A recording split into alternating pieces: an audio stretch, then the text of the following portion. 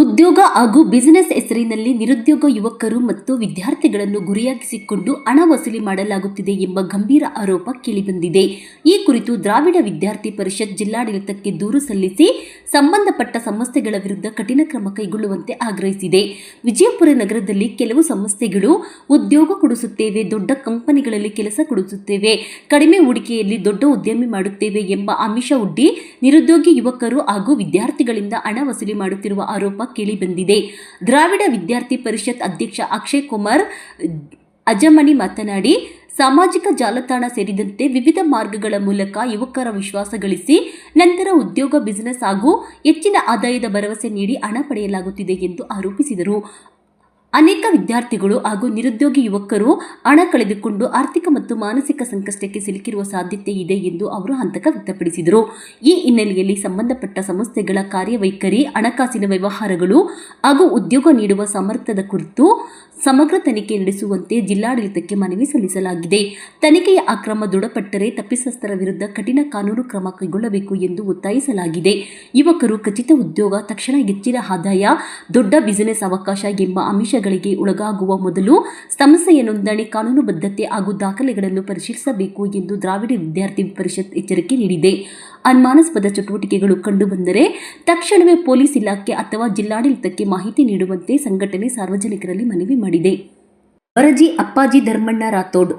ಸಂಪರ್ಕ ಮಾಡಿ ಅವರಿಗೆ ನಾನು ಉದ್ಯೋಗ ಕೊಡಿಸ್ತೀನಿ, ಒಳ್ಳೆಯ ಒಬ್ಬ ಕಾರ್ಪೊರೇಟ್ ಕಂಪ್ನಿ ಒಳಗಡೆ ಒಬ್ಬ ಆಫೀಸರ್ ಲೆವೆಲ್ನಲ್ಲಿ ನಿಮಗೆಲ್ಲ ಆರ್ಥಿಕವಾಗಿ ಆಗಿರ್ಬೋದು, ಈ ಸಮಾಜದಲ್ಲಿ ಒಳ್ಳೆ ಗೌರವಯುತವಾಗಿ ನಾನು ನಿಮ್ಮನ್ನು ತಯಾರು ಮಾಡ್ತೀನಿ, ನಿಮಗೆ ಟ್ರೈನಿಂಗ್ ಕೊಡ್ತೀನಿ, ಒಳ್ಳೆಯ ಒಂದು ಭವಿಷ್ಯವನ್ನು ಕಟ್ಟಿಕೊಡ್ತೀನಿ ಅಂತಕ್ಕಂಥ ಒಂದು ಉದ್ದೇಶಗಳನ್ನು ಹೇಳಿ ಆ ವಿದ್ಯಾರ್ಥಿಗಳಿಗೆ ಮೌಢ್ಯವನ್ನು ತುಂಬಿ ಆ ವಿದ್ಯಾರ್ಥಿಗಳಿಗೆ ಏನು ಇವತ್ತು ನಿರುದ್ಯೋಗದ ಹೆಸರಿನಲ್ಲಿ ಇವತ್ತು ಉದ್ಯೋಗ ಕೊಡ್ತೀನಿ ಅಂತಕ್ಕಂಥ ಒಂದಿಷ್ಟು ಆಶಯಗಳನ್ನು ಹುಟ್ಟಿಸಿ ವಿದ್ಯಾರ್ಥಿಗಳ ಕಡೆಯಿಂದ ಕೆಲವೊಂದು ಸಂಸ್ಥೆಗಳು, ಖಾಸಗಿ ಸಂಸ್ಥೆಗಳು, ನಮ್ಮ ಸಂಸ್ಥೆ ಇಂಟರ್ನ್ಯಾಷನಲ್ ಲೆವೆಲ್ ಸಂಸ್ಥೆ ಇದೆ, ನಮ್ದು ಆಲ್ ಇಂಡಿಯಾ ನಮ್ದೆಲ್ಲ ನೆಟ್ವರ್ಕ್ ಇದೆ, ನಾವು ಪ್ರಾಡಕ್ಟ್ಗಳನ್ನು ಸೇಲ್ ಮಾಡ್ತಾ ಇದ್ದೀವಿ.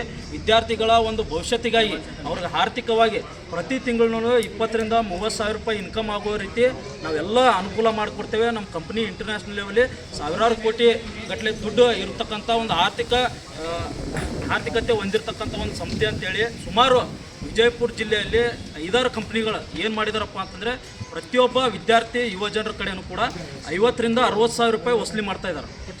ಇದನ್ನು ಪೊಲೀಸ್ ಸ್ಟೇಷನ್ ಪ್ರತಿಯೊಂದು ಸಾಯಿ ಪಾರ್ಕಲ್ಲಿ ಇರ್ತಕ್ಕಂಥ ಒಂದು ಸಂಸ್ಥೆ ಇದೆ, IWSE ಅಂತೇಳಿ. ಅದು ಆಲ್ರೆಡಿ ಗುಲ್ಬರ್ಗ ಆಗಿರ್ಬೋದು, ಧಾರವಾಡ ಆಗಿರ್ಬೋದು, ಬೆಂಗಳೂರು ಆಗಿರ್ಬೋದು, ಬೇರೆ ಬೇರೆ ಡಿಸ್ಟಿಕ್ಕಲ್ಲಿ ಇದೇ ರೀತಿ ಮೋಸ ಮಾಡಿ ಸಾವಿರಾರು ವಿದ್ಯಾರ್ಥಿಗಳ ಕಡೆಯಿಂದ ಕೋಟ್ಯಾಂತರ ರೂಪಾಯಿ ಪ್ರತಿಯೊಬ್ಬರ ಹೆಡ್ಗೂ ಕೂಡ 50,000 ರಿಂದ 60,000 ರೂಪಾಯಿ ವಸೂಲಿ ಮಾಡಿಕೊಂಡು ಅಲ್ಲಿ ಮೋಸ ಮಾಡಿ ಇವತ್ತು ಸಾವಿರಾರು ವಿದ್ಯಾರ್ಥಿಗಳಿಂದ ಇವತ್ತು ಕೋಟ್ಯಾಂತರ ರೂಪಾಯಿ ವಸೂಲಿ ಮಾಡಿದ್ದಾರೆ. ಅಂಥ ಕೆಲಸನೂ ಕೂಡ ವಿಜಯಪುರ ಜಿಲ್ಲೆಯಲ್ಲಿ ಸಾಯಿ ಪಾರ್ಕಲ್ಲಿ ಒಂದು ಸಂಸ್ಥೆ ಇದೆ, ಮತ್ತು ಇಲ್ಲಿ MB ಪಾಟೀಲ್ ಸರ್ಕಲ್ ಏನಿದೆ ಆ ಸರ್ಕಲ್ ಒಂದು ಸಂಸ್ಥೆ ಇದೆ. ಅಲ್ಲಿಯೂ ಕೂಡ ಸುಮಾರು ಒಂದು ವಾರಕ್ಕೆ ಸುಮಾರು ಸಾವಿರಾರು ವಿದ್ಯಾರ್ಥಿಗಳು ಬರ್ತಾ ಇರ್ತಾರೆ. ನಮ್ಮ ಡಿಸ್ಟಿಕ್ದವ್ರಂತರೂ 20% ಇದ್ದರೆ 90% ಏನಪ್ಪ ಅಂತಂದರೆ 80% ಏನಪ್ಪ ಅಂತಂದರೆ ಬೇರೆ ಡಿಸ್ಟಿಕ್ಕಿಂದ, ಅದರಲ್ಲೂ ಆರ್ಥಿಕವಾಗಿ ಹಿಂದುಳಿದಿರ್ತಕ್ಕಂಥ ವಿದ್ಯಾರ್ಥಿಗಳನ್ನು ಮತ್ತು ಶೋಷಿತ ವಿದ್ಯಾರ್ಥಿಗಳನ್ನು, ಅದರಲ್ಲೂ ಹೆಣ್ಣು ಮಕ್ಕಳನ್ನು ಅವರು ಟಾರ್ಗೆಟ್ ಮಾಡಿ ಇವತ್ತು ಹಣ ವಸೂಲಿ ಮಾಡ್ತಕ್ಕಂಥದ್ದು. ಸಾವಿರಾರು ವಿದ್ಯಾರ್ಥಿಗಳು ಯಾರು ಬರ್ತಾ ಇದ್ದಾರೆ, ಯಾರು ಹೋಗ್ತಾ ಇದ್ದಾರೆ, ಏನು ಯಾವುದೂ ಕೂಡ ಮಾಹಿತಿ ಇಲ್ಲ ಜಿಲ್ಲೆಯಲ್ಲಿ. ಎಷ್ಟು ವಿದ್ಯಾರ್ಥಿಗಳು ಸುಮಾರು ಇಲ್ಲಿವರೆಗೂ ಕೂಡ 1 ವರ್ಷದಿಂದ 2 ವರ್ಷದಿಂದ ಸಂಸ್ಥೆಗಳು ನಡೀತಾ ಇದ್ದಾವೆ.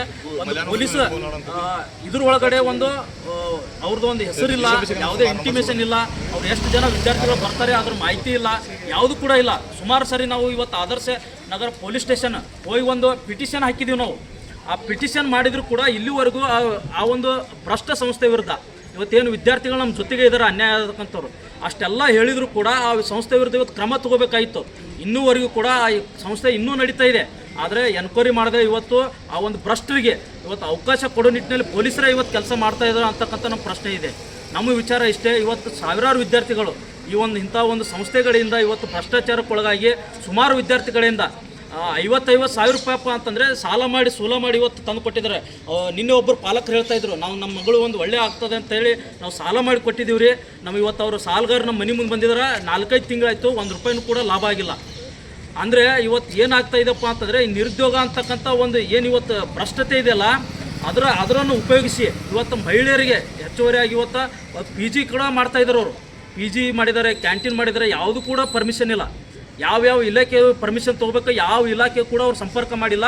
ಅವ್ರನ್ನ ಹೋಗಿ ಕೇಳಿದರೆ ನಮ್ಮದು ಆಲ್ ಇಂಡಿಯಾ ಪರ್ಮಿಷನ್ ಇದೆ, ನಾವು ಏನು ಬೇಕಾದರೂ ಮಾಡ್ತೀವಿ, ಪೊಲೀಸರಿಗೆ ಹಪ್ತ ಕೊಡ್ತೀವಿ ನಾವು ಅಂದರೆ ಯಾರೂ ಏನು ಮಾಡ್ಕೊಳ್ಳೋಂಥ ಒಂದು ಶಿಸ್ತಿ ಒಳಗಡೆ ಇವತ್ತು ಜಿಲ್ಲಾಡಳಿತ ಇವತ್ತು ವಿದ್ಯಾರ್ಥಿಗಳು ಅನ್ಯಾಯ ಮಾಡ್ತಿದ್ರು ಕೂಡ ಯಾರೂ ಕೇಳದೇ ಇರುವಂಥ ಒಂದು ಪರಿಸ್ಥಿತಿ ಇವತ್ತು ನಿರ್ಮಾಣ ಆಗಿದೆ.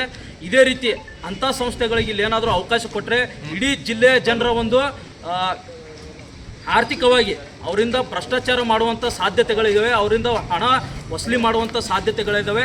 ನಾನಿವತ್ತು ಜಿಲ್ಲಾ ಆಡಳಿತಕ್ಕೆ ಇವತ್ತು ನಾವೆಲ್ಲರೂ ಕೂಡ ಅನ್ಯಾಯಕ್ಕೊಳಗಾದಂಥ ವಿದ್ಯಾರ್ಥಿಗಳನ್ನು ಒಳಗೊಂಡು ನಾವಿವತ್ತು ಮನವಿ ಕೊಡ್ತಾ ಇದ್ದೀವಿ. ನಮ್ಮ ಬೇಡಿಕೆ ಏನಪ್ಪ ಅಂತಂದರೆ ಅಂಥ ಸಂಸ್ಥೆಗಳು ಇವತ್ತು ಬ್ಯಾನ್ ಆಗಬೇಕು. ಅಲ್ಲಿರ್ತಕ್ಕಂಥ ವಿದ್ಯಾರ್ಥಿಗಳಿಗೆ ಏನು ಅನ್ಯಾಯ ಆಗಿದೆ ಅವರೆಲ್ಲರಿಗೂ ಕೂಡ ಪರ್ ಹೆಡ್ 50,000 to 55,000 ರೂಪಾಯಿ ಇಸ್ಕೊಂಡಿದ್ದಾರೆ. ಅವೆಲ್ಲವನ್ನು ಮತ್ತೆ ಆ ವಿದ್ಯಾರ್ಥಿಗಳಿಗೆ ಮತ್ತೆ ಮರು ನೀಡಬೇಕು. ಯಾವ ಹುಡುಗರಿಗೆ ಅನ್ಯಾಯ ಆಗಿದೆ ಅಲ್ಲಿ ಹೆಣ್ಣುಮಕ್ಕಳಿಗೆ ಮಿಸ್ಯೂಸ್ ಮಾಡ್ಕೊಂಡಿದ್ದಾರೆ ಅದು ಕೂಡ ತನಿಖೆ ಆಗಿ ಅವ್ರ ಮೇಲೆ ಕ್ರಮ ದಾಖಲಾಗಬೇಕು, ಅವ್ರ ಮೇಲೆ ಕಾನೂನು ಕ್ರಮ ದಾಖಲಿಸ್ಕೊಳ್ಬೇಕು. ಸ್ವಯಂ ಪ್ರೇರಿತವಾಗಿ ಅವ್ರಿಗೆ ಅಡಿಯಲ್ಲಿ ಇವತ್ತೇನು ವಿದ್ಯಾರ್ಥಿಗಳಿಗೆ ಅನ್ಯಾಯ ಆಗಿದೆ ಸ್ವಯಂ ದಾಖಲನ್ನು ದಾಖಲಿಸ್ಕೊಂಡು ಅವ್ರ ಮೇಲೆ FIR ಮಾಡ್ಕೊಂಡು, ಮತ್ತು ವಿಶೇಷವಾಗಿ ಅವ್ರು ಯಾರು ಕೂಡ ಆ ಸಂಸ್ಥೆಗಳನ್ನ ನಡೆಸುವಂಥವ್ರು ಕರ್ನಾಟಕದವ್ರಂತರೂ ಅಲ್ಲ.